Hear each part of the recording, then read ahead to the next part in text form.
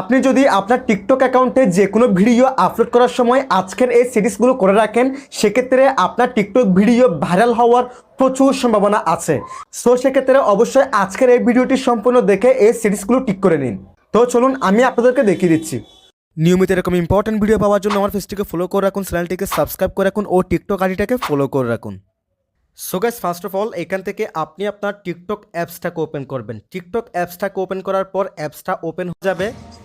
এরপর আমি এখান থেকে প্রোফাইল অপশনে ক্লিক করলাম।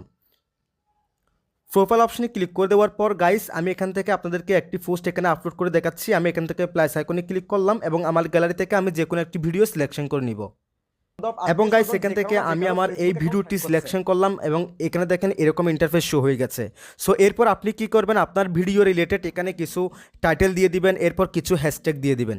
হ্যাশট্যাগুলো দেওয়ার পর আপনি কি করবেন, এখান থেকে মোর অপশনস এই অপশানে ক্লিক করে দিবেন। মোর অপশনস এই অপশানে ক্লিক করার পর এখান থেকে অ্যালো কমেন্টস এটাকে অন করে দিবেন, অ্যালো ডুয়েট এটাকে অন করে দিবেন, অ্যালো স্টিচ এটাকে অন করে দিবেন, অ্যালো স্টিকার্স এটাকে অন করে দিবেন, allow others to add to story এটাকে অন করে দিবেন। অন করে দেওয়ার পর একদম নিচে দেখেন, এই যে দেখেন অ্যালো হাই কোয়ালিটি আপলোডস, দেন এটাকে আপনারা অন করে দিবেন। সো আমরা অনেকে কিন্তু এখানে এই অপশনগুলো অন করে দিই, ঠিক আছে, কিন্তু আমরা এখানে অ্যালো হাই কোয়ালিটি আপলোডস এটাকে কিন্তু আমরা অ্যালো করি না। যার কারণে আমরা যখন আমাদের ভিডিও আপলোড করি, যারা আমাদের ভিডিও দেখে তারা আমাদের ভিডিও ঝাপসা দেখে, একদম ক্লিয়ার দেখে না, যার কারণে তারা আমাদের ভিডিওগুলো দেখে না। সো সেক্ষেত্রে আপনি এখানে এসে অ্যালো হাই কোয়ালিটি আপলোডস এটাকে অন করে দিবেন। এখানে এই অপশনগুলো আপনারা অন করে দিবেন।